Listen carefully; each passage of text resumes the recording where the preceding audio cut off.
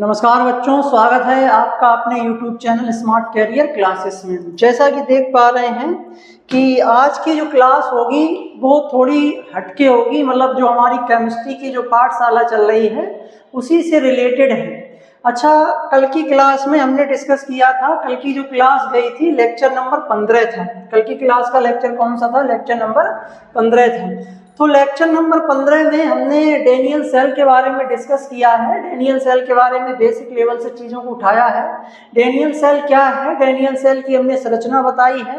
Daniel cell के components क्या हैं, डेनियल सेल किन किन कंपोनेंट से मिलकर बना होता है और फिर उन कंपोनेंट्स को कैसे आपस में असेंबल किया जाता है, वो हमने पूरी संरचना को हमने जाना। उसके बाद हमने कल की क्लास में डेनियल सेल की कार्य प्रणाली को समझा, यानी कि मोड ऑफ एक्शन को जाना कि डेनियल सेल कैसे वर्क करता है, how to work Daniell cell to produce to generate electrical energy, यानी कि लाइट एनर्जी को केमिकल एनर्जी को लाइट एनर्जी में, मतलब इलेक्ट्रिकल एनर्जी में कैसे कन्वर्ट करता है। ठीक है, तो कल की क्लास डेनियल सेल की बहुत महत्वपूर्ण क्लास थी, क्लास 12 के बच्चों के लिए जो हिंदी माध्यम के हैं, यूपी बोर्ड हो या एमपी बोर्ड हो या बिहार बोर्ड के हों, तो हिंदी माध्यम के विद्यार्थियों के लिए बहुत महत्वपूर्ण है। अदरवाइज जो बच्चे इंग्लिश मीडियम के हैं तो इंग्लिश मीडियम में भी यही सब होगा, बस लैंग्वेज का अंतर होगा कि यहाँ पर जो कंटेंट हमने प्रोवाइड कराया है बच्चों को वो हिंदी में लिखा है, इंग्लिश मीडियम में वही सब बातें इंग्लिश में लिखी होंगी, बाकी सब वही होगा। भाई जो हिंदी मीडियम का डेनियल सेल है वही इंग्लिश मीडियम के बच्चों का डेनियल सेल है। ठीक है, तो ये इंग्लिश मीडियम वाले भी अगर पढ़ना चाहें तो पढ़ सकते हैं। तो आज की क्लास में क्या खास होने वाला है? सर आज की क्लास आप क्यों लेके आए हैं? ये कल की क्लास में तो डेनियल सेल के बारे में सब कुछ बता दिया था। कल की क्लास जो हुई थी लगभग 1 घंटे के आसपास, तो कल की क्लास में डेनियल सेल पूरा हमने कंप्लीट करा दिया था, सफिशिएंट सब कुछ बता दिया था, A to Z Daniell cell का पूरा पोस्टमार्टम किया था।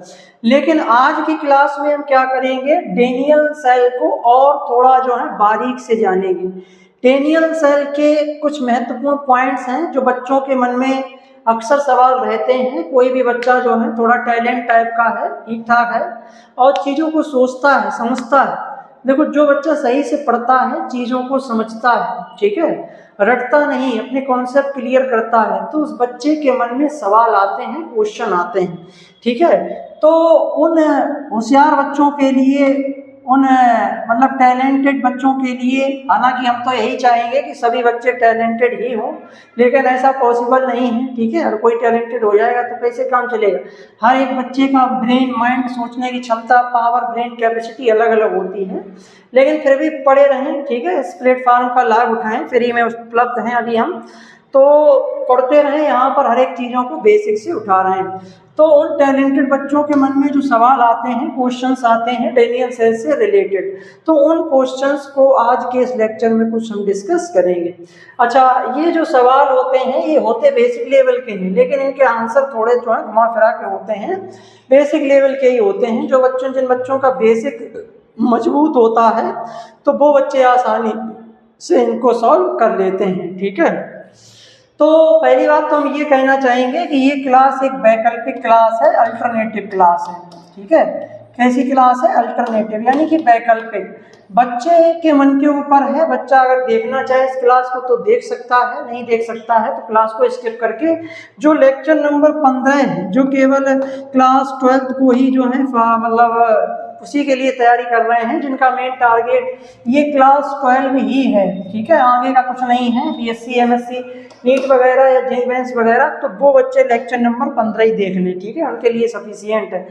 ठीक है, और जो बच्चे आगे की थोड़ी सोच रहे हैं या जिन बच्चों के मन में ये क्वेश्चन आए हुए हैं तो वो इस क्लास को जरूर देखें, अदरवाइज हम तो यही चाहेंगे सभी बच्चे देखें। ठीक है, अच्छा, काफ़ी इंटरेस्टिंग ये क्लास होने वाली है। ठीक है, इसमें कुछ हम फैक्ट्स को डिस्कस करेंगे, डेनियल सेल से रिलेटेड क्या क्या फैक्ट हैं। ठीक है, चलें, अच्छा जो है डिस्कस करते हैं बेसिक टू एडवांस। एक तरीके से कहें कि जो इसका बेसिक था वो उसको हमने लेक्चर नंबर 15 में कवर अप कर दिया है और इसका एडवांस लेवल जो होगा वो लेक्चर नंबर 16 है। ठीक है, चलें, अच्छा फिर स्टार्ट करते हैं आज की इस क्लास को। ठीक है, आज की क्लास में हम कोई थॉट्स वगैरह लेके नहीं आए। ठीक है, कल की क्लास जब आएगी तो उसमें थॉट्स वगैरह होंगे।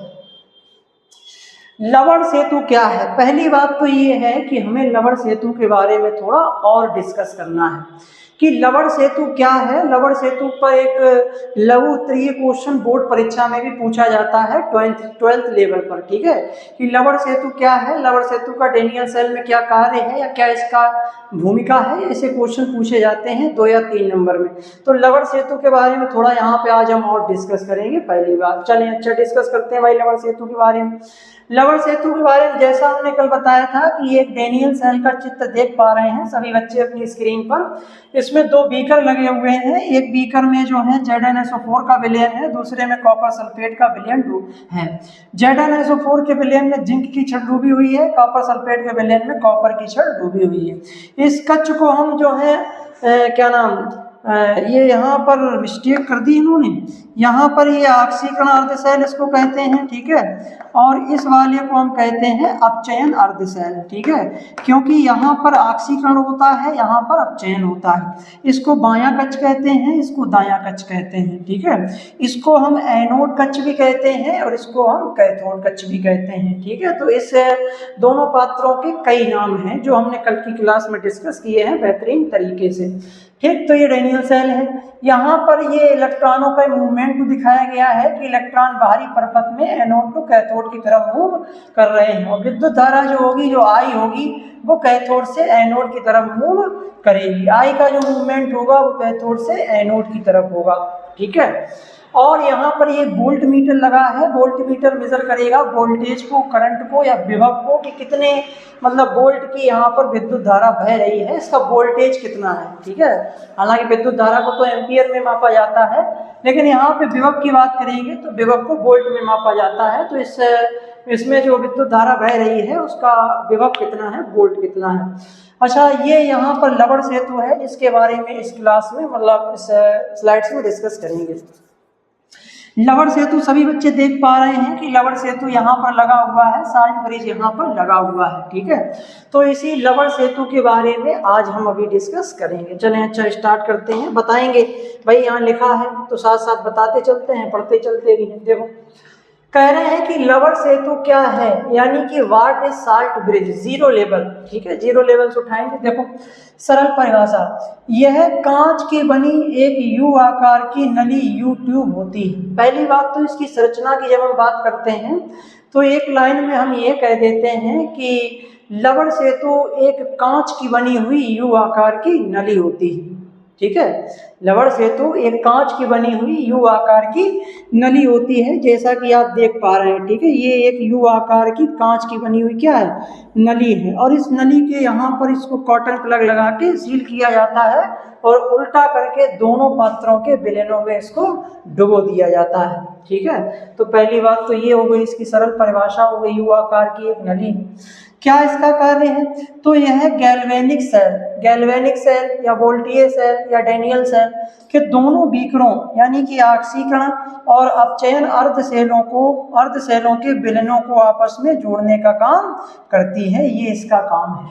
तो इसका एक काम ये है कि जो लवण सेतु है वो दोनों अर्धसेलों के विलयनों को यानी कि जिंक सल्फेट के विलयन को कॉपर सल्फेट के विलयन से फिजिकली कनेक्ट करती है, फिजिकली इसको कनेक्ट करती है, संपर्क स्थापित करवाती है, कांटेक्ट स्टेब्लिश करती है, ठीक, ताकि दोनों लवण सेतु के विलयन आपस में डूबे मतलब आपस में जुड़े रहें, कनेक्ट रहें। एक ये अर्धसेल है, एक ये अर्धसेल है, तो इनको फिजिकली जोड़ने का काम लवण सेतु कर रहा है, ठीक है।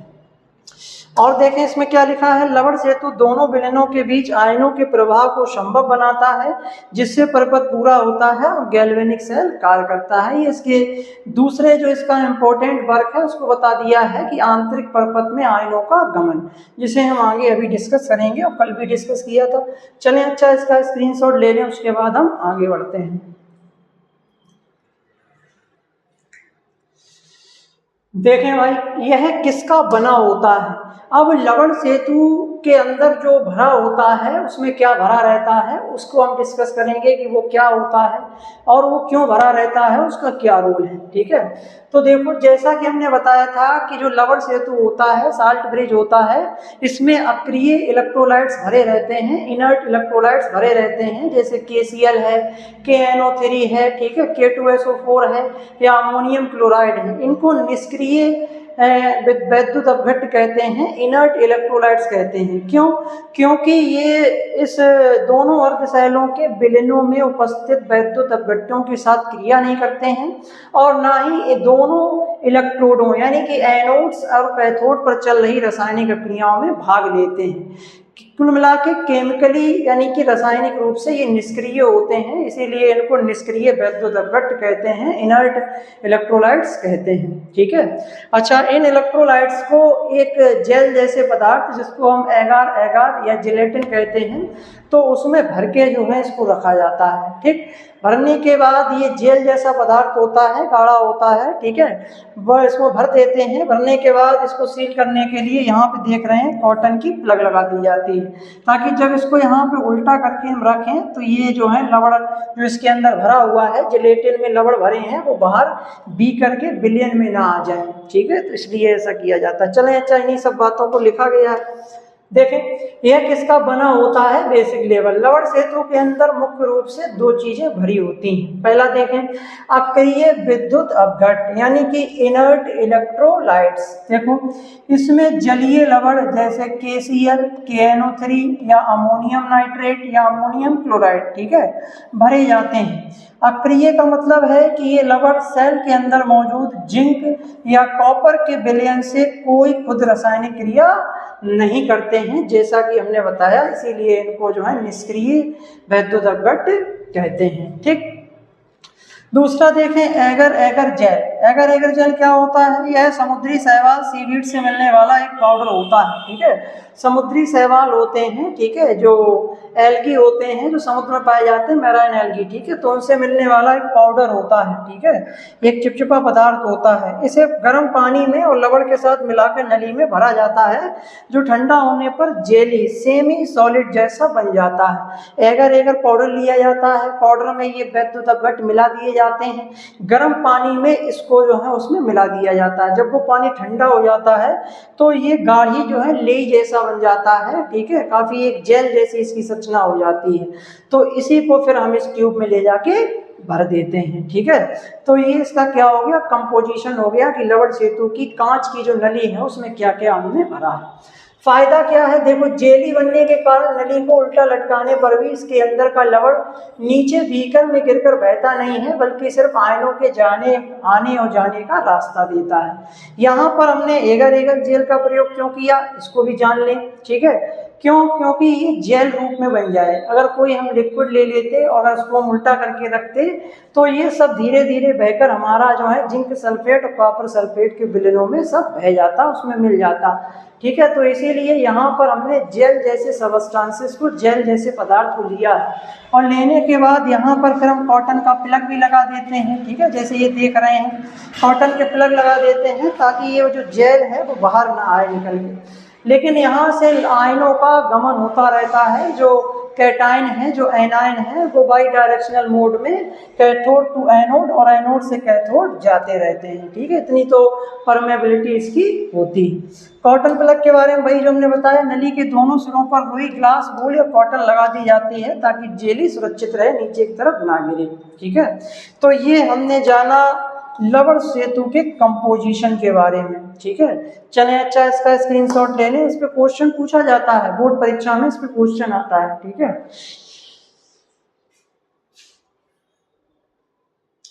चलें, अच्छा अब हम आगे बढ़ते हैं। हमने जान लिया है कि ये किसका बना होता है। देखें भाई, फिर देखें इसकी जरूरत क्यों पड़ती है, why is it needed, medium level. ठीक है, तो क्यों इसकी जरूरत पड़ती है, तो इसका कारण हमने बता ही दिया था कल की क्लास में कि यहाँ पर क्या होता है, जिंक की छड़ के जो Zn+2 आयन होते हैं वो सब जो हैं छड़ से जो है विलयन में चले जाते हैं Zn+ आयनों के रूप में। ठीक है, इस वजह से छड़ पर आ जाता है ऋणावेश। छड़ पर क्या आ जाता है, ऋणावेश आ जाता है। फिर यही इलेक्ट्रॉन जो होते हैं वो एनोड से कैथोड की तरफ जाते हैं एक्सटर्नल सर्किट के द्वारा।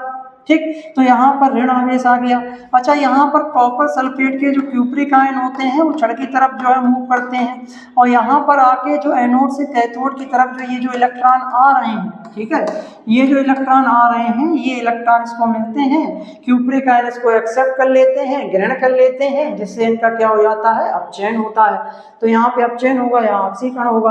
अच्छा, यहाँ पर जब ये इलेक्ट्रॉन आ जाते हैं, इससे इलेक्ट्रॉन ले लेते हैं, तो इस क्षण पर हमारा प्लस का आवेश आ जाता है।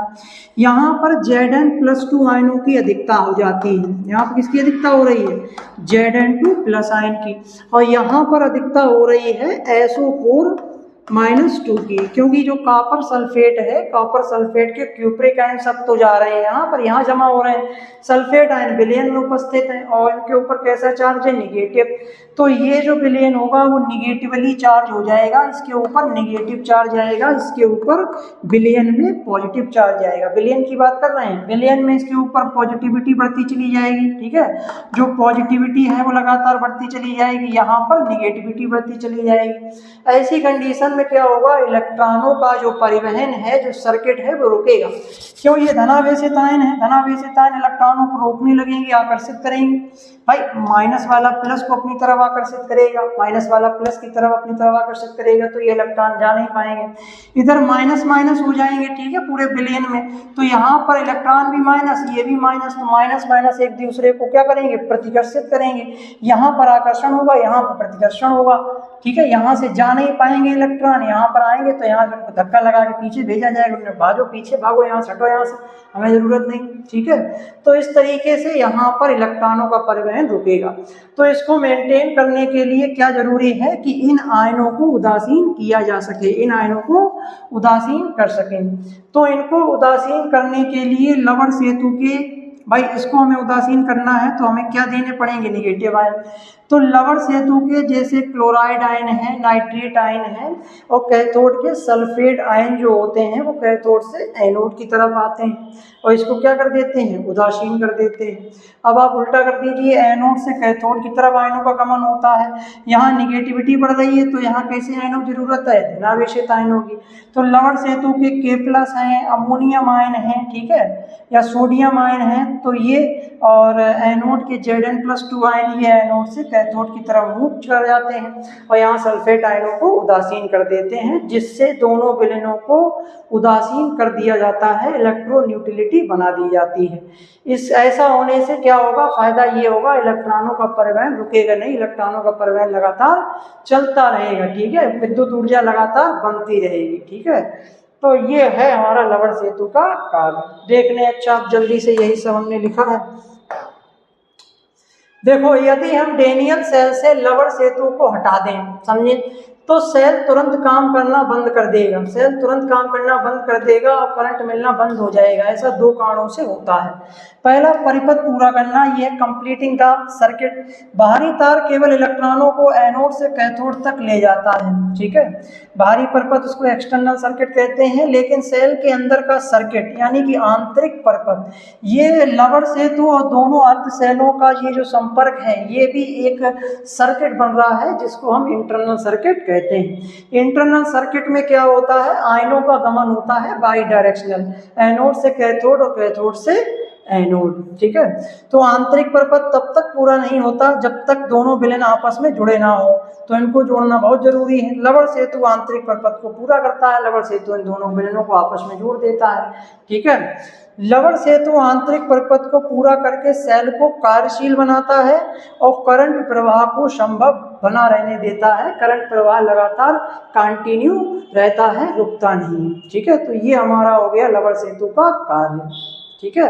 पहला कार्य क्या है, दोनों मतलब डेनियल सेल के दोनों अर्ध सेलों को आपस में फिजिकली कनेक्ट करना, और दूसरा कार्य है विद्युत उदासीनता को बनाए रखना, ताकि बाहरी सर्किट में इलेक्ट्रॉनों का परिवहन लगातार चलता रहे, विद्युत धारा लगातार प्रवाहित होती रहे, ठीक है। चलें, अच्छा इसका स्क्रीनशॉट ले लें, उसके बाद हम आगे बढ़ते हैं। अब देखें, आयनों के जमाव को रोकना, जैसा कि हमने बताया, भाई सब इसमें लिखा, इसको हम जल्दी से रीड कर रहे हैं। देखो, आयनों का जमाव रोकना, इसका काम बता रहे हैं लवण सेतु के, ठीक है। एनोड वाले बीकर में लगातार Zn+2 आयन यानी कि पॉजिटिव आयन बनते जाते हैं, जिससे वह बीकर बहुत ज्यादा धनावेशित हो जाता है। यह पॉजिटिव चार्ज नए इलेक्ट्रॉनों को बाहर जाने से रोकने लगता है। जैसा कि हमने बताया, उनको रोकेगा कि कहाँ जा रहे, रुको रुको रुको, उनको आकर्षण करेगा, इनके ऊपर माइनस, इनके ऊपर प्लस, इनके ऊपर अट्रैक्शन फोर्स लगेगा।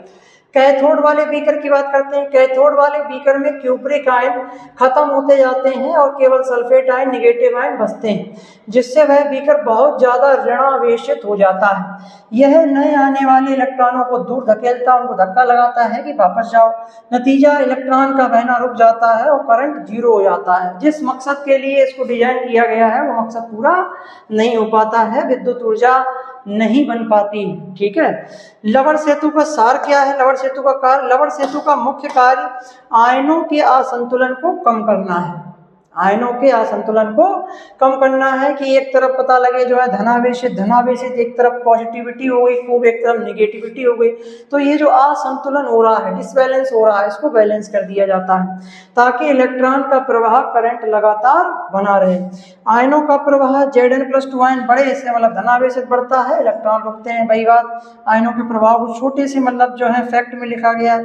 क्यूप्रिक आयन घटे, सल्फेट आयन बचे, ऋणावेशित बढ़ता है, इलेक्ट्रॉनों का आगमन रुक जाता है, ठीक है। चलें, अच्छा इसका भी स्क्रीनशॉट ले लें, इसका भी स्क्रीनशॉट ले लें, उसके बाद हम आगे बढ़ते हैं।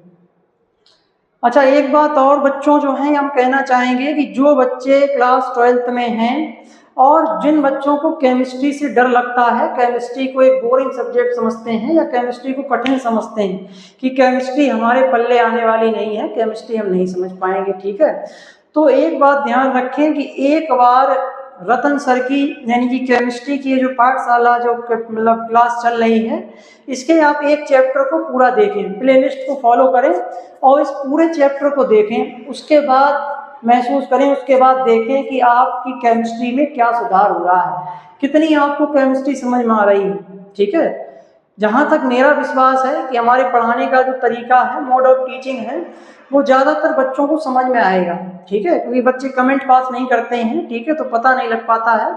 लेकिन हमारा मानना यही है, क्योंकि ऑफलाइन कोचिंग में हमसे बच्चे जुड़े रहे काफ़ी जो हैं, तो उनका जो एक्सपीरियंस रहा, ठीक है, हमसे पढ़कर जो है, तो उन बच्चों के आधार पे हम अपना बता रहे हैं। बाद बाकी ऑनलाइन बच्चों का क्या है वो तो जब बाद में कमेंट बॉक्स पास मतलब कमेंट करेंगे बॉक्स में तो आगे पता लगेगा, ठीक है, अभी तो कोई कुछ नहीं है। तो हम यही कहना चाहेंगे, जिन बच्चों को डर लगता है प्लेलिस्ट को फॉलो करें, पूरे चैप्टर के सभी लेक्चर्स को, सभी क्लासेस को देखें।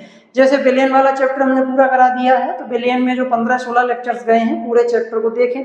इलेक्ट्रोकेमिस्ट्री का भी ये पूरा होने वाला है, इसकी 2-3 क्लासें और रह गई हैं, उसको कर लेंगे, इलेक्ट्रोकेमिस्ट्री वाला चैप्टर समाप्त हो जाएगा। ये चैप्टर थोड़ा बड़ा है, ठीक है, तो इसीलिए इसमें थोड़ा समय लग रहा है, अदरवाइज ये भी समाप्त होने वाला है जल्दी ही, ठीक है। तो पूरी प्ले लिस्ट को देखें, उसके बाद देखें कि आपको केमिस्ट्री समझ में आ रही है या नहीं आ रही है, ठीक है। फिर देखें केमिस्ट्री के प्रति कैसे इंटरेस्ट जागता है, ठीक है, केमिस्ट्री कैसे समझ में आती है, ठीक। चलें, अच्छा आगे बढ़ते हैं। अब देखें लवण सेतु के कार्य, लवण सेतु के कार्य देख लेते हैं। जैसा कि हमने बताया, functions of the salt bridge, board exam special वही कार्य हैं, वो परीक्षा में पूछे जाने पर आप इसके मुख्य 3 कार्य लिख सकते हैं। पहला, विद्युत उदासीनता बनाए रखना, मेंटेनिंग इलेक्ट्रिकल न्यूट्रलिटी। जैसा हमने बताया, जब एनोड बीकर में पॉजिटिविटी ज्यादा होती है तो लवण सेतु से क्लोराइड आयन आकर उसे शांत कर देता है। यहाँ से देखो क्लोराइड आयन आ रहे हैं, यहाँ पर तो क्लोराइड आयन है और यहाँ से सल्फेट आयन भी आते हैं, दिखाया नहीं गया है, ठीक है, तो सल्फेट आयन भी आते हैं, तो वो सल्फेट आयन क्या करते हैं, आकर इसको बैलेंस करते हैं, न्यूट्रल कर देते हैं। कैथोड बीकर में सल्फेट आयन जो है बढ़ते हैं, नेगेटिव आयन, तो लवण सेतु से K+ आयन, देखो K+ आयन जा रहे हैं, साथ ही साथ जो है यहाँ पर क्या जाते हैं, Zn+2 आयन भी जाते हैं, तो वहां पहुंचकर सल्फेट आयनों को उदासीन कर देते हैं, ठीक। तो ये इनका कार्य हो गया, मेंटेनिंग इलेक्ट्रिकल न्यूट्रलिटी। अगला है आंतरिक परिपथ को पूर्ण करना, ये दोनों विलयनों को भौतिक रूप से फिजिकली आपस में मिलाए बिना विद्युत संपर्क स्थापित करता है, ठीक है, यानी कि फिजिकली कनेक्ट करता है, इनको आपस में मिलाता नहीं है। ऐसा नहीं है कि इसका विलयन इधर चला गया, इसका विलयन इधर आ गया, बिना आपस में मिलाए दोनों विलयनों को आपस में कनेक्ट कर देता है, जोड़ देता है, ठीक है। तो लवण सेतु आयनों क्लोराइड और क्लोराइड और पोटेशियम आयनों के प्रवाह द्वारा विद्युत उदासीनता बनाए रखता है और दोनों विलयनों के बीच आंतरिक परिपथ को पूरा करके शहर को कार्यशील बनाता है। ठीक है, चलें अच्छा इसका स्क्रीनशॉट ले लें, उसके बाद हम आगे बढ़ते हैं और अपने प्रॉपर नोट्स बनाते रहें। ठीक है, नोट्स बनाना बहुत ज़रूरी है, बिना नोट्स के ये सब मतलब काम नहीं आएगा, सब माइंड से निकल जाएगा। अभी तो समझ में आ रहा होगा कि सर समझा रहे हैं, अच्छे समय समझ में आ रहा है, लेकिन अगर नोट्स नहीं होंगे बाद में तो हो सकता है लेक्चर को दोबारा देखना पड़े। ठीक है, या दोबारा कहीं से पढ़ना पड़े।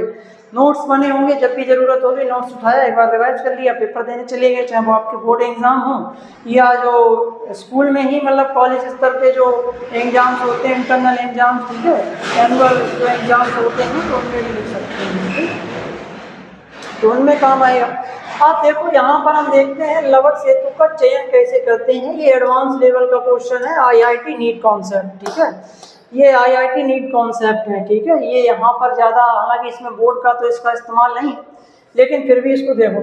लवण सेतु में हर किसी लवण जैसे NaCl का इस्तेमाल नहीं किया जा सकता है। लवण सेतु में हम हर किसी वैद्युत अपघट्ट का इस्तेमाल नहीं कर सकते हैं कि जो हमारे मन में आया उसको इस्तेमाल में ले लिया, नहीं, कुछ स्पेसिफिक लिए जाते हैं। जैसे यहाँ पर NaCl को तो नहीं लेते हैं, NaCl को नहीं लेते हैं। इसके लिए दो महत्वपूर्ण वैज्ञानिक शर्तें हैं, दो वैज्ञानिक शर्तें हैं जब हम इलेक्ट्रोलाइट्स का सिलेक्शन करेंगे इस ट्यूब में भरने के लिए लवण सेतु में। पहला, समान आयनिक गतिशीलता, इक्वल आयनिक मोबाइलिटी। इसका मतलब ये है कि जिस भी वैद्युत अपघट्ट को हम चुनेंगे उसमें जो धनायन है और उसमें जो कैटायन है, इन दोनों की मोबाइलिटी सेम होनी चाहिए, यानी कि भागने की गति। सामान्य शब्दों में समझे, जैसे यहाँ पर हमने ले लिया KCl, तो KCl में क्या होगा, KCl में जो है K+ होगा सर धनायन और Cl- होगा ऋणायन, यानी कि कैटायन होगा, ये एनायन होगा।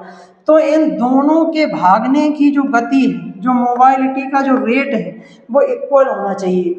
कैसा होना चाहिए, इक्वल होना चाहिए, ताकि सेम स्पीड से दोनों जो हैं, एक जाए जो है एनोड की तरफ, एक जाए कैथोड की तरफ, और सेम स्पीड से जाके दोनों जो है समान समय पर दोनों विलयन की न्यूट्रलिटी को मेंटेन कर सकें। ऐसा इसलिए किया जाता है।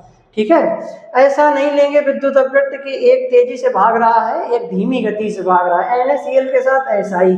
ठीक है, NaCl में क्लोराइड आयन तेजी से नहीं भाग पाता है, ये जो Na+ है वो तेजी से भाग लेता है, यानी कि उसकी मोबाइलिटी रेट ज़्यादा होता है। ठीक है, इसीलिए इसको इस्तेमाल में नहीं लेते हैं।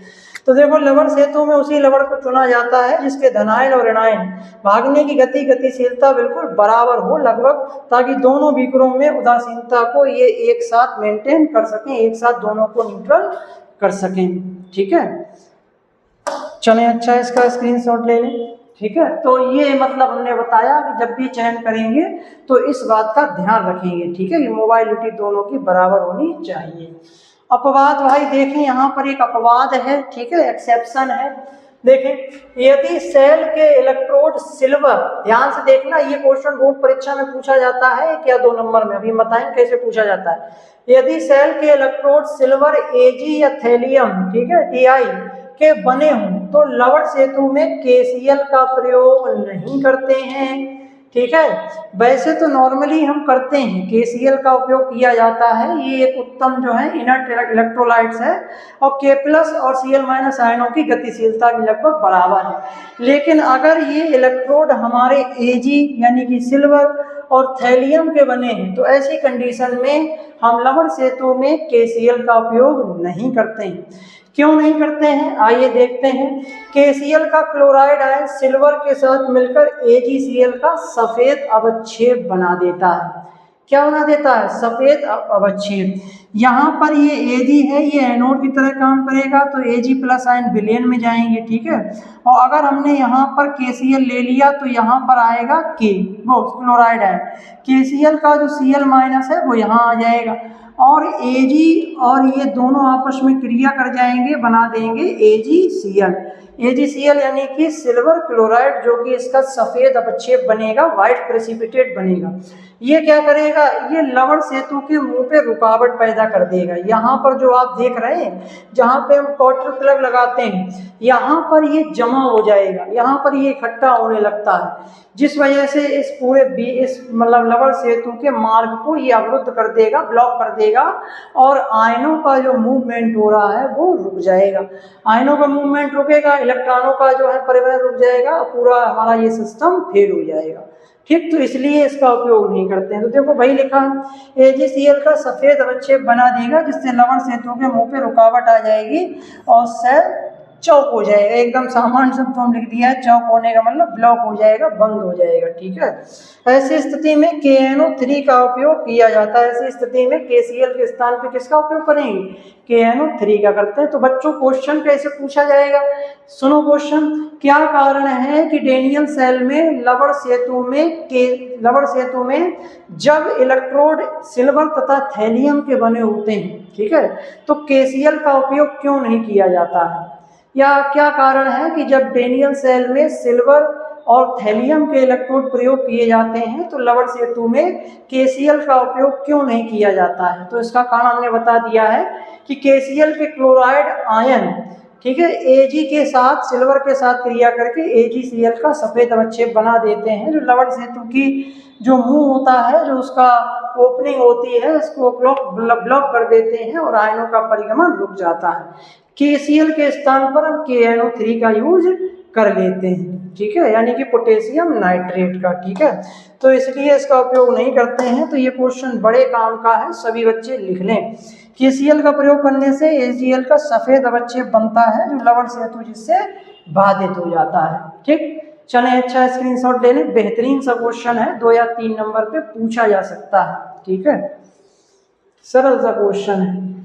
चलो अच्छा, अब हमें लवण सेतु के बारे में जितना भी जानना था वो हम सब जान चुके हैं, बहुत कुछ हमने जान लिया लवण सेतु के बारे में। अब हम नए टॉपिक को स्टार्ट करते हैं। यहाँ पर हम पढ़ेंगे आंतरिक परपथ में इलेक्ट्रॉनों का परिवहन नहीं होता है, बल्कि आयनों के माध्यम से होता है। इस बात को हम इसलिए लेके आए हैं क्योंकि बहुत से बच्चों के मन में ये गलत अवधारणा बनी है, मिसपरसेप्शन बना है, और कुछ किताबों में इस तरीके से भी लिख गया है। बाई चांस क्या गलती हुई वो तो वही जाने, और कभी कभार कुछ मतलब टीचर्स भी गलती से अपने मुख से जो है, अपनी वाणी से ऐसा निकाल देते हैं कि बाहरी परपथ में इलेक्ट्रॉनों का जो परिवहन होता है एनोड से कैथोड की तरफ होता है, और आंतरिक परपथ में कैथोड से एनोड की तरफ होता है। ये हमने कुछ बातें सुनी, ठीक है, तो ये गलत है, ये गलत अवधारणा है, ऐसा नहीं। ठीक है, पहली बात तो ये ध्यान रखें, परपथ 2 होते हैं, एक बाहरी परपथ है, एक आंतरिक परपथ है। बाहरी परपथ जो होता है वो एनोड से कैथोड की तरफ होता है, जो कि वैद्युत तार के द्वारा बना होता है, और इस परपथ में इलेक्ट्रॉनों का परिवहन होता है। आंतरिक परपथ का निर्माण लवण सेतु और दोनों अर्ध सेलों के बीच में होता है, यानी कि इनके द्वारा बनाया जाता है। आंतरिक परपथ में धनावेशित और ऋणावेशित आयनों का जो गमन होता है वो बाई डायरेक्शनल होता है। आयनों का गमन होता है, इलेक्ट्रॉनों का गमन नहीं होता है, ये कहना चाह रहे हैं आंतरिक परपथ में। ठीक है, अभी हमने बताया था कि एनोड से जो है धनावेशित आयन जो है कैथोड की तरफ जाते हैं, और कैथोड से ऋणावेशित आयन एनोड की तरफ आते हैं। तो किसका गमन हो रहा है, आयनों का हो रहा है, इलेक्ट्रॉनों का नहीं हो रहा है। ठीक है, तो इस बात को ध्यान रखें। तो इसी बात को, कंफ्यूजन को दूर करने के लिए ये स्लाइड हम लेके आए हैं। समझें, यह विज्ञान का अकाट्य नियम है। देखो भाई, क्या भाई अकाट्य नियम बताया जा रहा है, जिसे कोई काट नहीं सकता है। किसी भी द्रव विलयन या लवण सेतु के अंदर मुक्त इलेक्ट्रॉन तैरकर यात्रा नहीं कर सकते हैं। अकाट्य नियम है, इलेक्ट्रॉनों का जो परिवहन होता है, इलेक्ट्रॉनों का जब मूवमेंट होता है एक स्थान से दूसरे स्थान तक, वो सदैव एक धातु के तार के द्वारा होता है, धात्विक तार के माध्यम से होता है। इलेक्ट्रॉन कभी भी एक विलयन से दूसरे विलयन में नहीं जा सकते हैं। द्रव से द्रव में मूवमेंट नहीं होगा, ना कोई ठोस से ठोस पदार्थ में होगा। इनका मूवमेंट सदैव एक धातु से दूसरी धातु में होगा। ठीक है, जैसे यहाँ पे देख रहे हैं, अभी हमने बताया था कि यहाँ पे क्या है भाई, जिंक की छड़ है, कापर की छड़ है, दोनों धातुएं हैं, और जो तार जोड़ा है वो भी धातु का बना था, स्पेशली कापर का। तो धातु से धातु के मध्य इलेक्ट्रॉन जा रहे हैं। तो ये अकाट्य नियम है, बिलियन के मध्य कभी नहीं होंगे इलेक्ट्रॉनों का परिवहन। वहाँ आवेश को एक जगह से दूसरी जगह ले जाने की पूरी जिम्मेदारी केवल और केवल आयनों, धनायन और ऋणायन की होती है। ठीक है, मतलब ये आंतरिक परपथ में बता रहे हैं, आंतरिक परपथ में आवेश को एक जगह से दूसरी जगह ले जाने की जो पूरी जिम्मेदारी होगी वो केवल और केवल आयनों की होगी, धनायनों और ऋणायनों की होगी, इलेक्ट्रॉनों का आगमन नहीं होगा। इसे अच्छे से समझने के लिए नीचे दिए गए बिंदुओं को देखें। विलयन या लवण सेतु के अंदर आवेश का वहन केवल धनायन या ऋणायन के द्वारा होता है, इलेक्ट्रॉन द्वारा नहीं होता। It is the most important fact.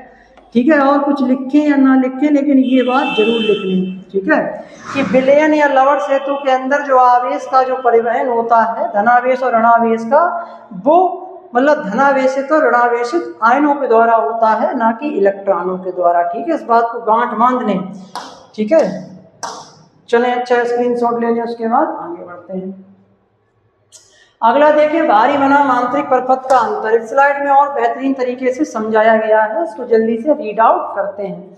देखो, the big difference between external circuit and internal circuit. देखो, ये बाहरी परपथ के बारे में बताया है, ये इंटरनल सर्किट के बारे में बताया। बाहरी परपथ देखें, तार और वोल्ट मीटर में धातु के तारों जैसे कापर का वायर, जैसे ये आप देख पा रहे हैं, ये जो वायर लगा हुआ है ये जनरली कापर का बना होता है। ठीक है, में करंट बहने का माध्यम मुक्त इलेक्ट्रॉन होते हैं। इसमें देखो इलेक्ट्रॉन बह रहे हैं। ठीक है, यहाँ से इलेक्ट्रॉन निकले और ये इलेक्ट्रॉन जा रहे हैं, इनको मेजर किया जा रहा है वोल्टेज को वोल्ट मीटर द्वारा। इलेक्ट्रॉन एनोड से निकलते हैं और तार के रास्ते कैथोड की तरफ भागते हैं, कैथोड की तरफ जाते हैं। ठीक, आंतरिक परपथ में देख लें, विलयन और लवण सेतु के मध्य ये पाया जाता है। ठीक है, यहाँ विद्युत या आवेश का प्रवाह केवल और केवल आयनों के विस्थापन, माइग्रेशन ऑफ आयंस के द्वारा होता है। इसमें आयंस का माइग्रेशन होता है। ठीक है, धनायन कैथोड की ओर चलते हैं।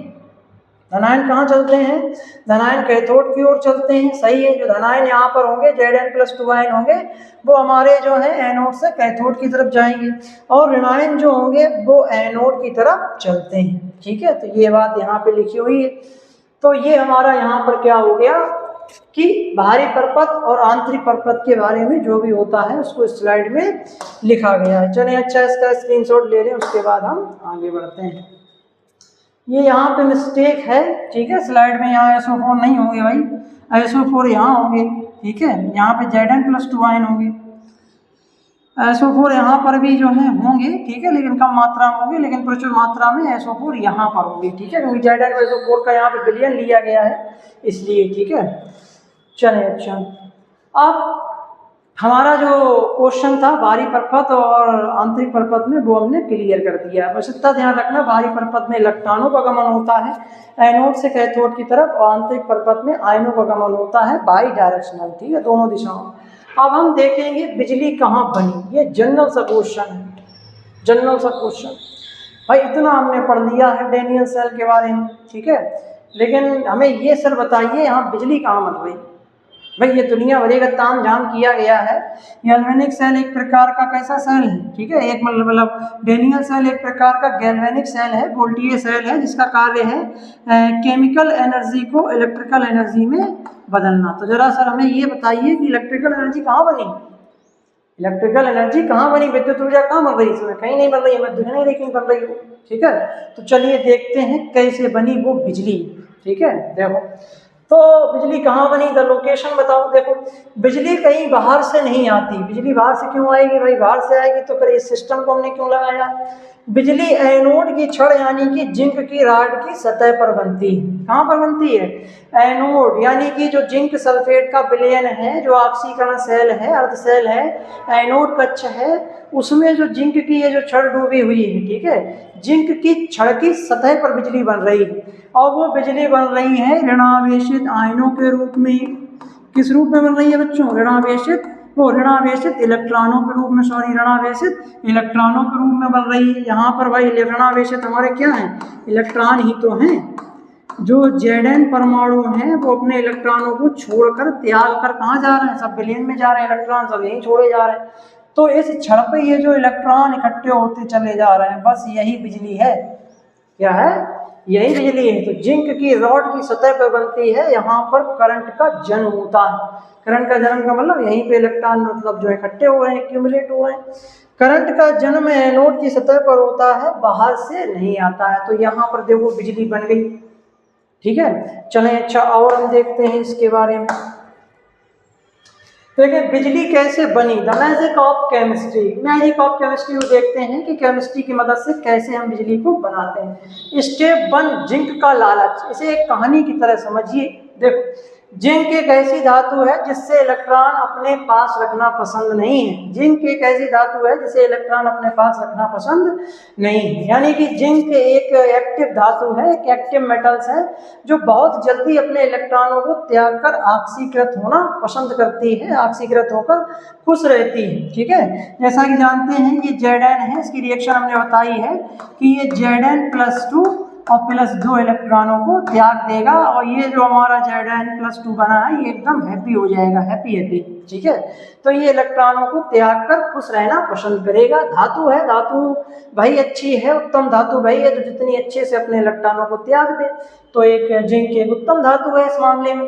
जैसे ही आप जिंक की छड़ को उसके घोल में डालते हैं, जिंक के परमाणु अपने 2 इलेक्ट्रॉनों को छड़ पर छोड़कर ही खुद भारी Zn+2 आयन होकर पानी घोल में कूद जाते हैं, छलांग लगा देते हैं, ठीक है। ये 2 इलेक्ट्रॉन नहीं गए, इलेक्ट्रॉन यही रहे, केवल जो है Zn+2 आयनों ने यहाँ पर क्या लगा दी, छलांग लगा दी, उन्हें कूद जाओ। जिंक आयन घोल में कूद गए, क्या हुआ, जिंक ने 2 इलेक्ट्रॉन छड़ पे छोड़े और Zn+2 आयन घोल में आ गए, ठीक। स्टेप 2 देखें, इलेक्ट्रॉनों का जमावाड़ा। ये ऐसे कंडीशन में यहाँ क्या होता रहेगा, इलेक्ट्रॉन इकट्ठे होते रहेंगे, इलेक्ट्रॉन इकट्ठे होते रहेंगे।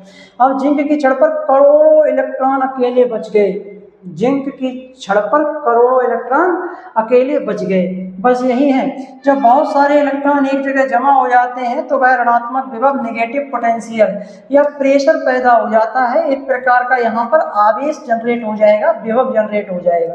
इसी को विज्ञान में इलेक्ट्रॉन का दबाव, वोल्टेज कहते हैं। इसी को हम विज्ञान में क्या कहते हैं, इलेक्ट्रॉन का दबाव, वोल्टेज कहते हैं। यही वोल्टेज है।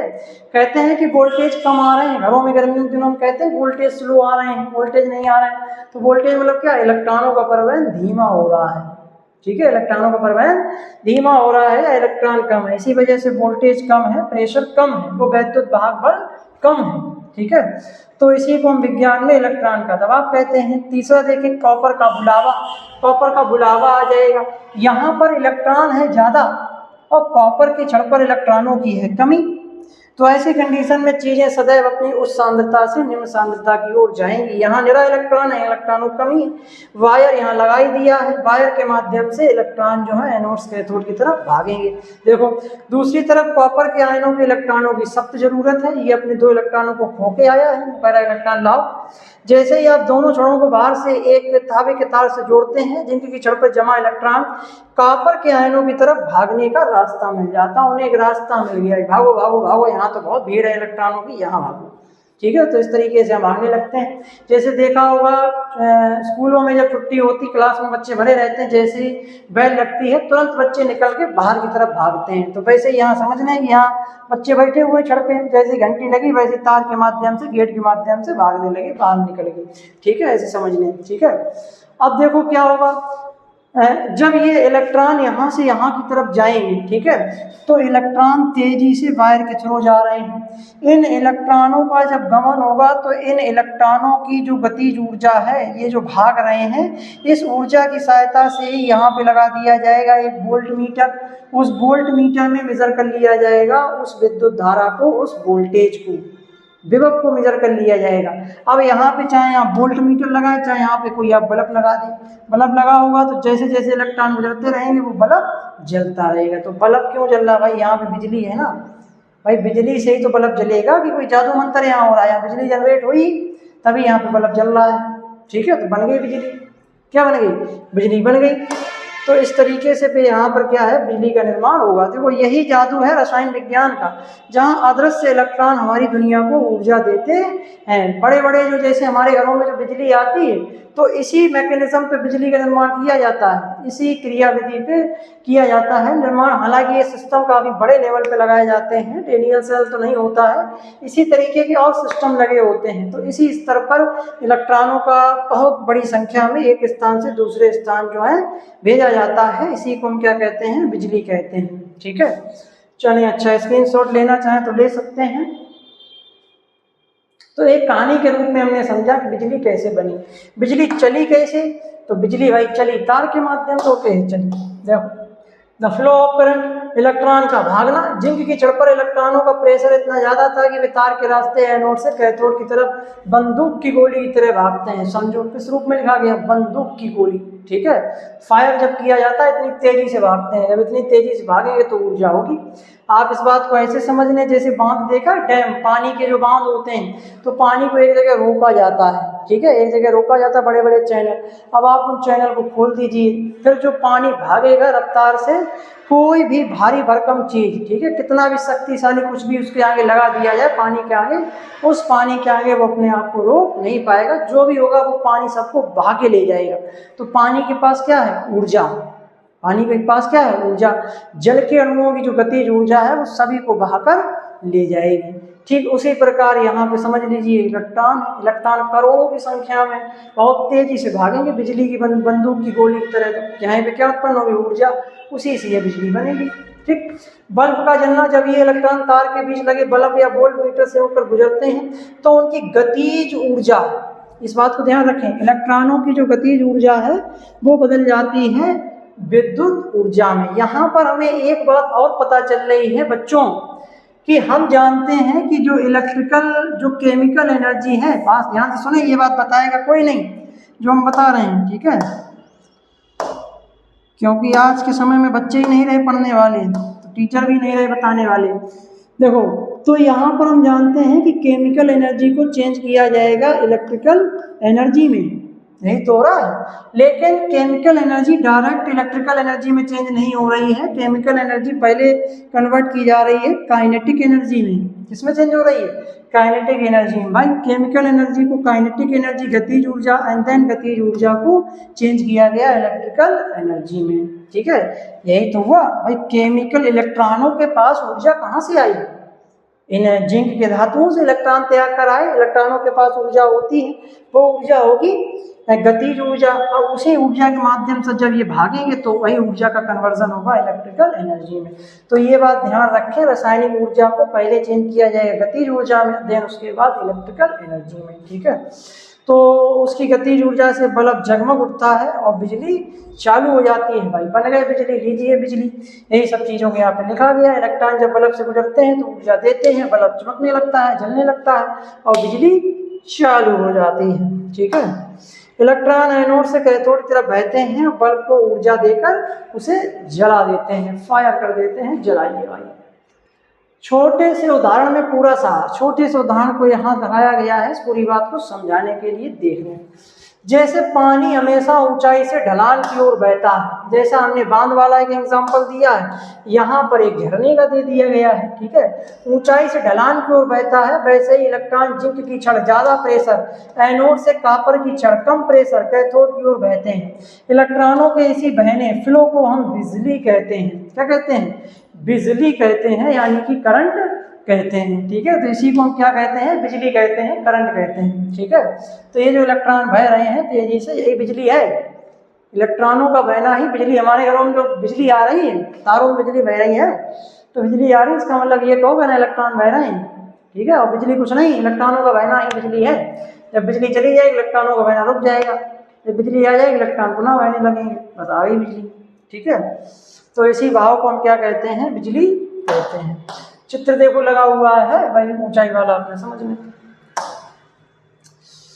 चलें, अच्छा, तो आज की क्लास में हमें इतना ही डिस्कस करना था। ये जो यहाँ पर ये जो लगा है विद्युत रासायनिक सेल या गैल्वेनिक सेल के प्रकारों वर्गीकरण, इसको हटा दिया गया है सिलेबस से, ठीक है, आउट ऑफ द सिलेबस है।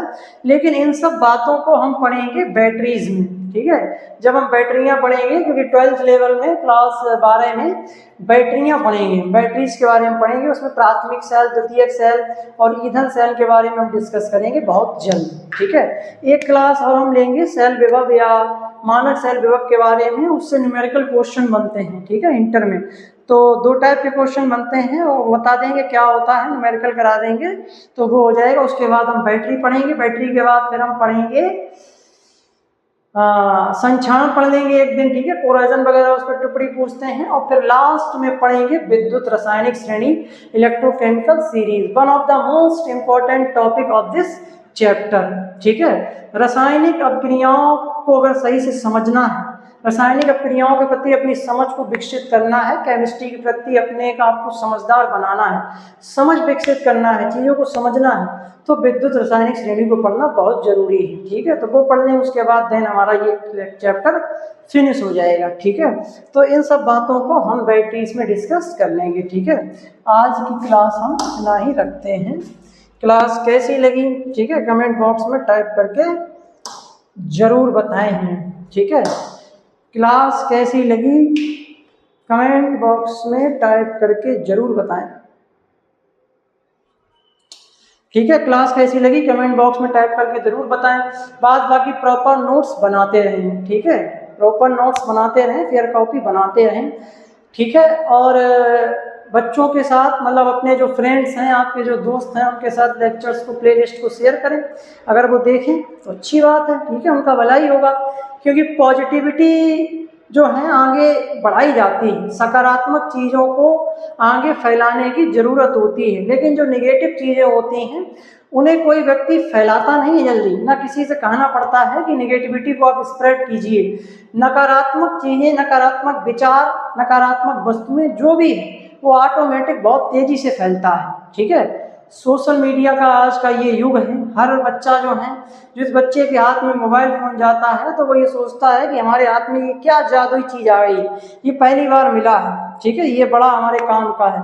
तो मोबाइल फ़ोन के माध्यम से हम ये कहना चाहेंगे कि मोबाइल फ़ोन के द्वारा कोई भी बच्चा, कोई भी विद्यार्थी अपना जीवन बना भी सकता है और अपना जीवन इसी से बिगाड़ भी सकता है। इससे आप अपना फ्यूचर बना भी सकते हैं और फ्यूचर इससे खराब भी कर सकते हैं। ये आपके हाथों में। मोबाइल फ़ोन खराब है या अच्छा है, ये कौन डिसाइड करेगा? ये हम डिसाइड करते हैं, मनुष्य निर्धारित करेगा कि हम उस मोबाइल फ़ोन का कैसे यूज कर रहे हैं, सदुपयोग कर रहे हैं या उसका दुरुपयोग कर रहे हैं, ठीक है।